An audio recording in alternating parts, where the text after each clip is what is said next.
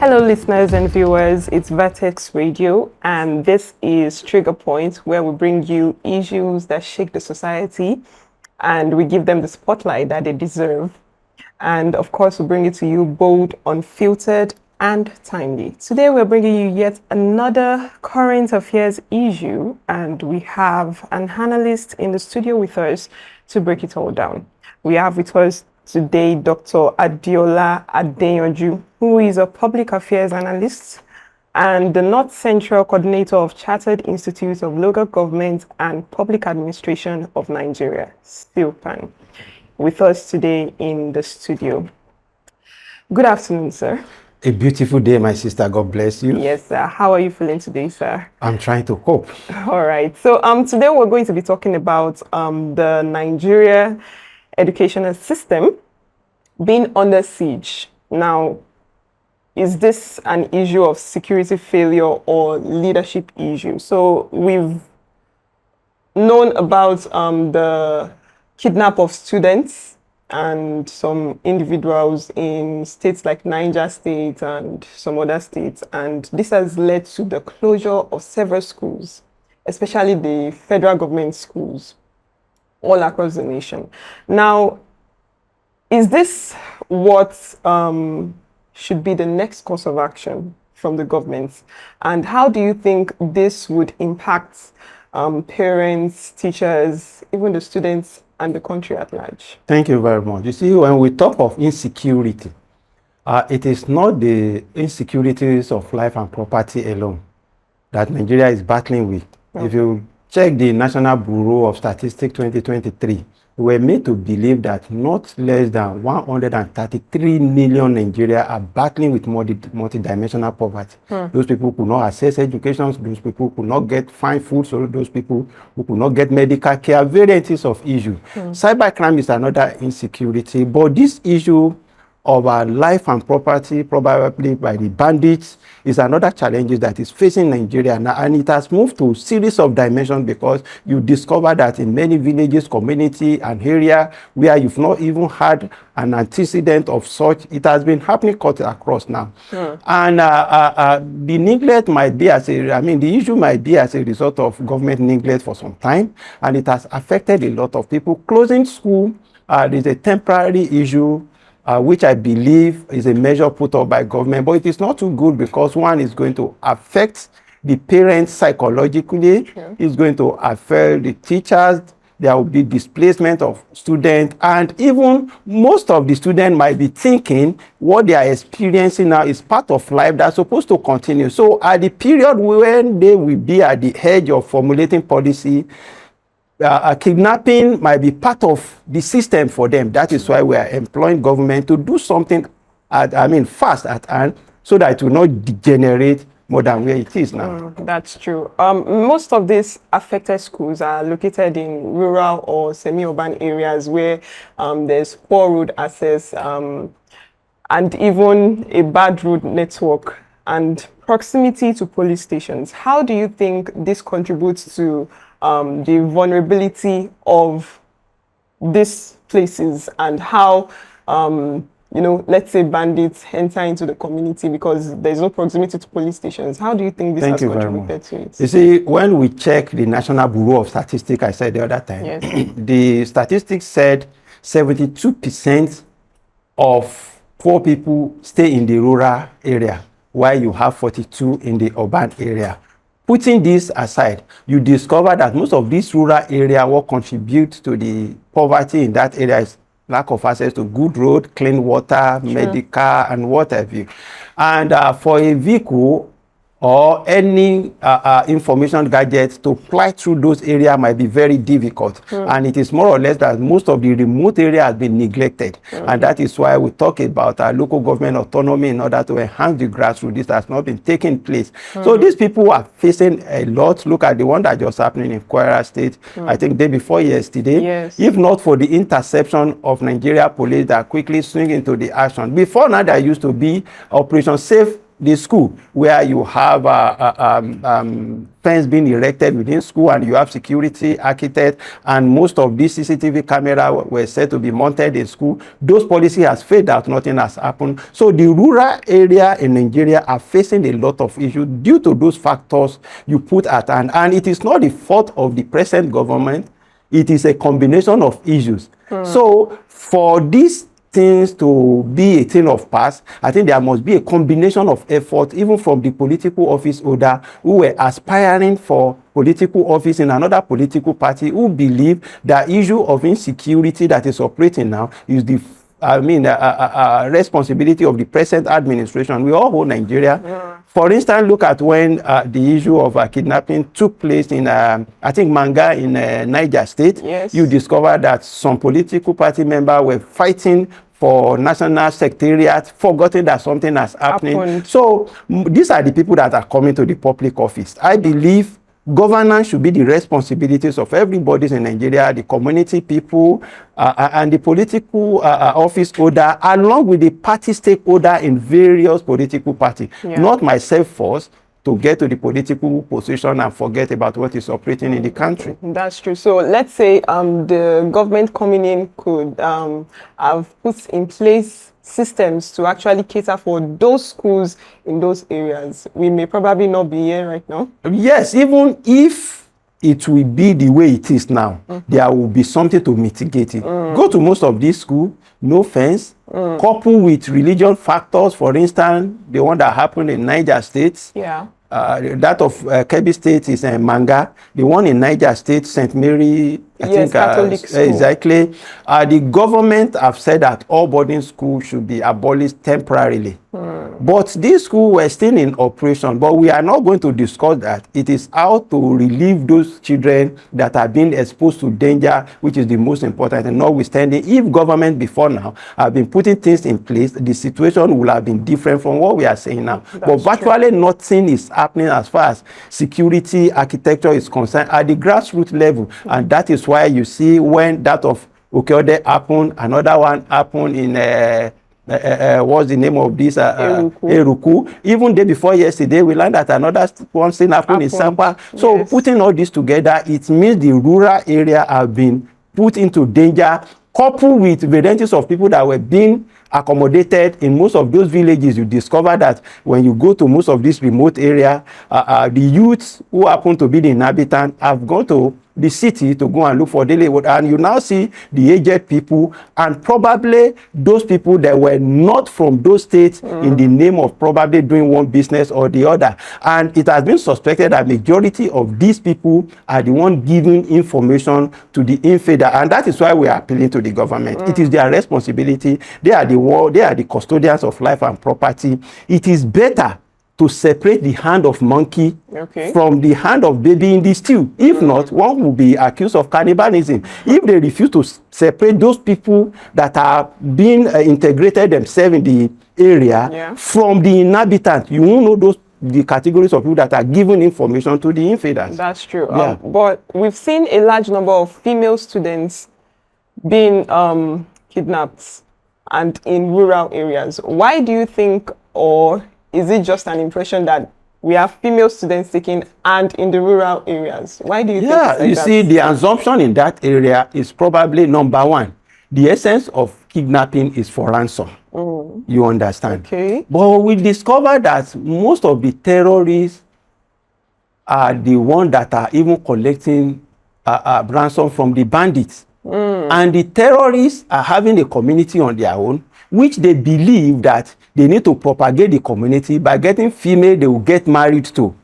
So that is why in most of those communities, you heard the information that came out of Kebbi State when one of the bandits were saying that the government probably negotiated with them before releasing the baby, the student. And they were saying that the students were even safe within their own army because nothing government would do for them. Meaning that they've created a camp and government will be looking at the international norms, what is take to operate in that kind of situation, they cannot just go to the area and bomb the area. It will go against the international arrangement. True. And probably that is why the invaders have looked at the weak point of the government to operate in that aspect. And the essence of picking the female, probably they want to replicate. And we're appealing to government not to allow them to engage in that. Oh, wow. Thank you very much.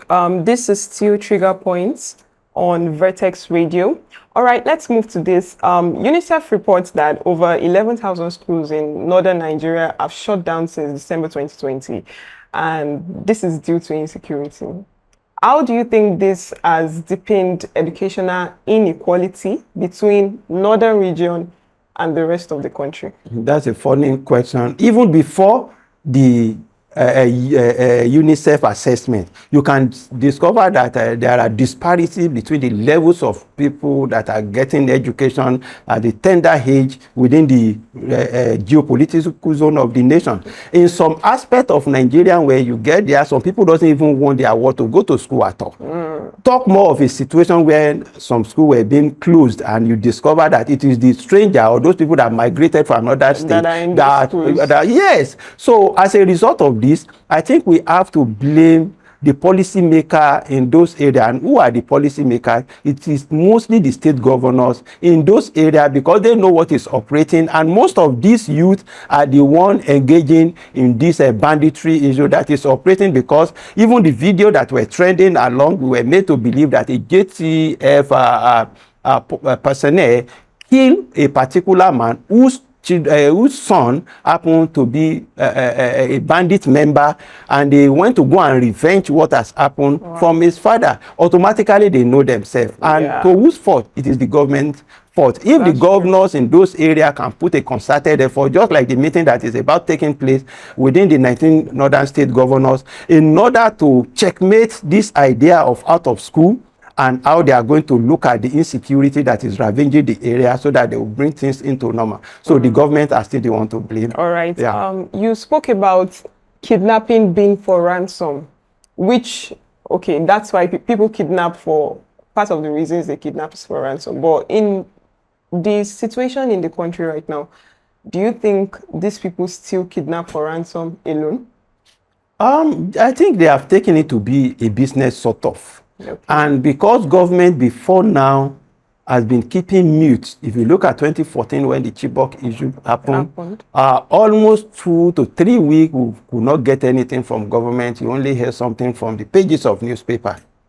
And by the time they swing into action, those people have strategized. They could not even access most of the lady. And that is when the issue of most of these non-state actors will bring varieties of outspoken idea, bring back our girl and what have you. Yeah. But what is operating now, we can say this government is not reactionary. They are proactive, notwithstanding.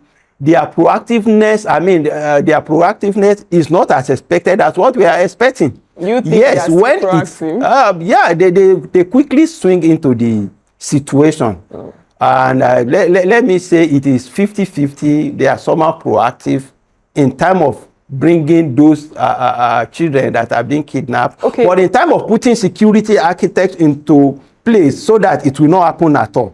In that area, they have failed completely, because if something can happen in Okeode and they now saw the one that happened in Eruku, another one is still happening in Sapati, if they are proactive enough and the community syndrome has been aligned the way it's supposed to, I think there should be a control room where probably if it is a drone that will be working, and if it is a solar that will be kept in a place so that you put the camera there and you look at it from the control room, and we have the Air Force who normally flight on the air, they'll be able to look at the area, the kind of system that the federal government is bringing up now, that the area system should be go into the forest, and the what do you call the Air Force should be able to give us what is operating, supposed to have been in place before now, so that we know where those people lodge. This is dry season, the forest is not too thick for them not to have know what is operating. It's true. Now. Talking about proactiveness, a few months back, this year 2025, there was the news of a letter written to Kwara State that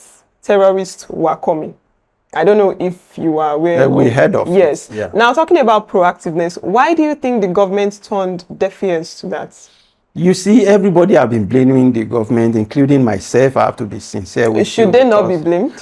Yes, they should, because they are the number one in the state. Yeah. Looking at each of the states, it is the governor in the country, is the president, if anything happen, and the civil servants are anonymous. Whatever they are doing, they don't take the praise. The government that will take the praise. So automatically the blame should go to the government as well. So by the time they saw the letter, they might have put in security system in place, but we have not seen the sign that something has been put in place to mitigate it. And that is why those people came scot-free, as if they are just packing chicken probably from the poultry, and they have left before they now went to go and rescue them. Must we continue like that? So the government have not been proactive in that area. And when we talk of proactiveness, I think it is relative. It all depends on the content at which we use it. Yeah. Okay, because a few months after the letter was when the killings started, one after the other, communities close to each other. Of course. All right, so we're still here on the trigger points on Vertex Radio. We have Dr. Adeola Adeyanju with us.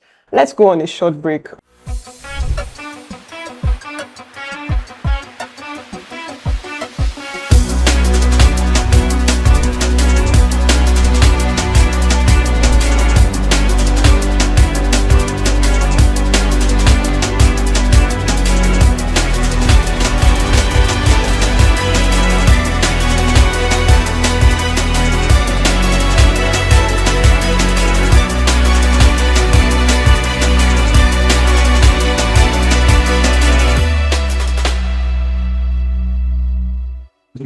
All right, welcome back from that short break. This is Trigger Point on Vertex Radio.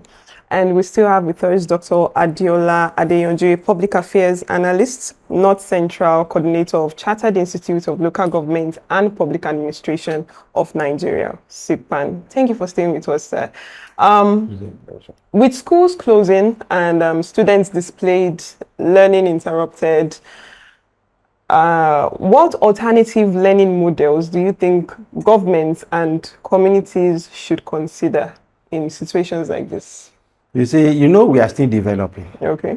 Because if you look at the United Nations program development, it came out that when you talk of poverty, you talk of varieties of things that constitute poverty in about 110 countries sample.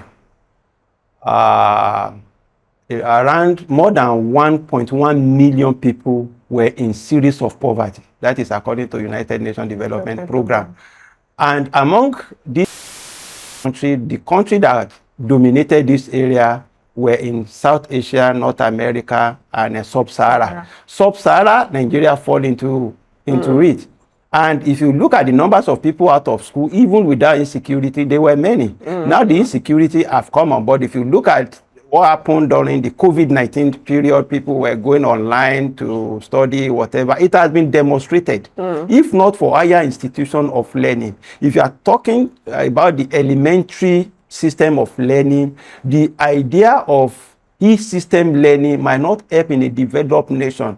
How many of the remote area is having access to internet? How many of the world will be able to get iPhone or whatever to their children in order to embark on that? How many of the parents will be able to monitor their children to concentrate on what the phone is being meant for on academic learning, and they will not swing to other things? So it is more or less, if we talk of e-learning that some people were proposing, as if we want to create another problem out of problem. The best is for government to tackle the issue of insecurity. Because if you look at most of the states capital now, it has been flooded by varieties of people coming from different communities. And already people in the state capital were shouting of hunger, that the little money they are getting is not enough to keep them. Then they are still having strangers. Are they going to push away their relative at the period of danger? No, they could not do that. So every one of them cannot come to the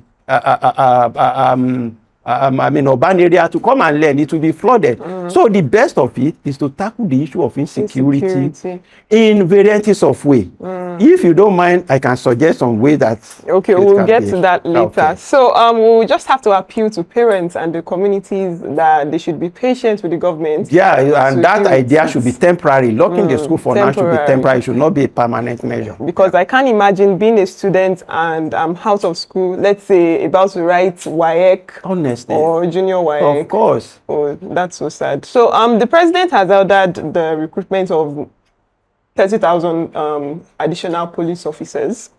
From your perspective, can increased manpower alone secure schools or tackle the security issue? Or do we need a different kind of strategy to tackle this? Part of strategy that will be different is manpower strategy.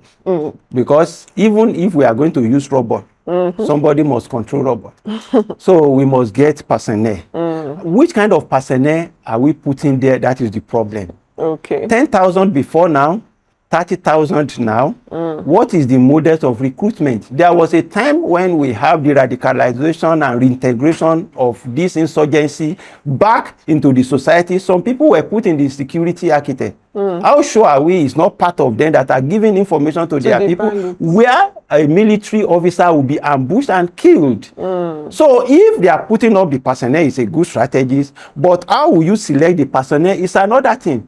We said it before now that even in most of these northeast or where the insurgency is volatile, you discover that they know themselves. Most of the houses, some people will go to the bush to operate as a bandit, come back to their house to sleep in the night. This kind of people now being recruited. How much are you going to give them? Somebody that is, I've been seeing millions on a monthly basis. You now say you are recruiting and give him 200,000. That will not be something to him. So you have a chiseler in the system, somebody that would lose the secret of an organization. So most of the measures that was supposed to have been put in place apart from the personnel and looking for the way to recruit the personnel, which is a kind of a kinetic system. They can also go through the non-kinetic system. The non-kinetic system is by making approach to the community, sensitize them, let them know the importance of security. Another aspect is to give local government autonomy, let them operate on their own. The issue of local government and chieftaincy affairs at the state level will have been abolished. The issue of jack, where somebody at the state will sit on the money that is belonging to the local government, and that is why the issue of road and most of this infrastructure have not been there at the local government. A local government chairman will have get his local government council account direct to the CBN, and the monthly allocation will come direct from the federal government, not the one you've been having a joint project that will not suit the purpose. And such local government chairman will give accountable to whatever he does with the money. The issue of road and infrastructure will have been out of it because he will know what his people need. So putting all this mechanism in place, the issue of drone as a gadget for a non-kinetic is also another thing. Putting drone let us know what is happening in those areas. At least these people will be checked. Yeah, the Air Force are there to go about the air in order to give us the area and pictorial effect of what is operating. Where you combine all this mechanism with sincerity of purpose, honestly, we must get an headway. Okay, we do hope that we get an headway. So looking at the socio-economic dimension, what long-term effects might this education disruption have on Nigeria's future workforce, literacy levels, and the national development? Honestly, it's going to bastardize it away. Because already when the system is okay, some of the students were not assimilating. Go to most of the urban, apart from the rural area now, most of those words that are going to the school, university, that tertiary or post-primary education, you discover that some of them have engaged in most of these social vices. Probably yahoo or what do they call it? Fraud. Now, is it those people? Is it everybody can work in NNPC? No. Even those people, if you take them to NNPC, they will tell you they are giving them meager money. So putting all this together, I think it is more or less as if one is being sitting on a gunpowder, and that is why we need a reshape of most of the policy, action and inaction of government and the stakeholder. And the political party, the pressure group should come together. This is not the period when we blame a particular person. We have been doing that for long. Yeah. What do we achieve out of it? Okay. Some people are floating another political party now. What do they have in their manifesto? They should come and use it to assist the present administration. At least we all hold Nigeria. Yeah. If you now wait for a particular administration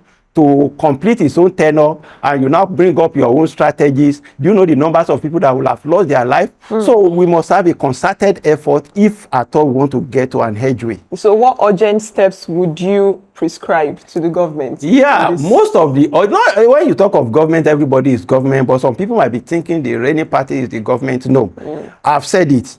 Those people floating political party, we are all Nigeria.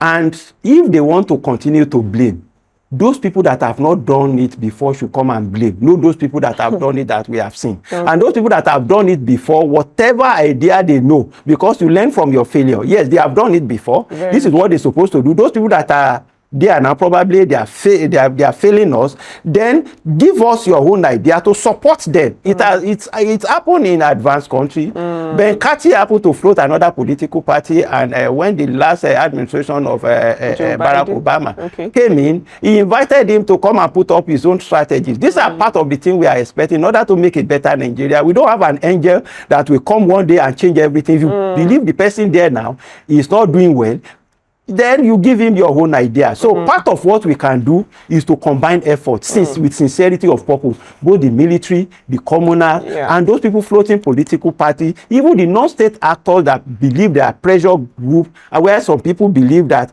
the reason why most of the non-state actors castigate the government of the day is to get royalty from somewhere. They should forget about that if it is true. They should concentrate on how we are going to help our nation. And the international non-state actors that normally go to the volatile area, they are being accused of sponsoring most of these people, and probably it is not food item they are giving them, it is weapon. They should stop it. Those are the long-term action that need to put into place. Okay, thank you very much for that, sir. What can the local government communities do?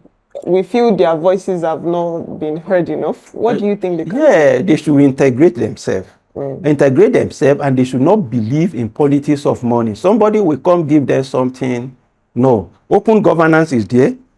The social media is there to enlighten them what is expected of them from government. People are there on series of advocacy telling them this is what you request from your government. A senator will come representing, he will tell you he's going to give you water, but when he's going to give you 500,000, you share it, the water has gone. You know, but in a situation where you refuse to collect that, automatically you are expecting something. If you collect envelope from people in a particular committee, you collect it from a politician, you have collected your gratuity and pension. You will not do anything at the end of the day. But they should be open-minded, work together, look at the invaders among them, those people that are giving information. If you have a stranger that you accommodate, you should be able to, you know, they have decentralized the system where they have the magaji, the bale, whatever. If somebody is coming to a particular community, let the bale or magaji or alangwa know this is somebody that is coming to this place. Even those strangers that will be accommodating themselves will be shocked, and they will know that yes, these people really know what they are doing. But in a situation where community is loose, one person will rent an apartment, it will be an Okada man. Before 3 weeks, you see 20 of them putting Okada, and the community people will be like,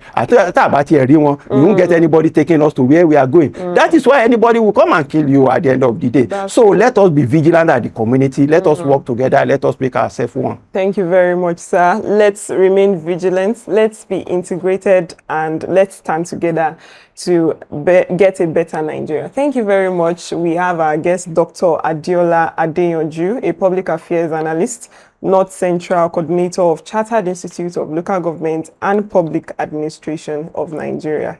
Thank you very much for being with us today. It's a pleasure, my sister. This is Trigger Point on Vertex Radio. My name is Ayomide Evidence, and until next time, where we bring Trigger Point to you again, bold, unfiltered, and timely. See you again.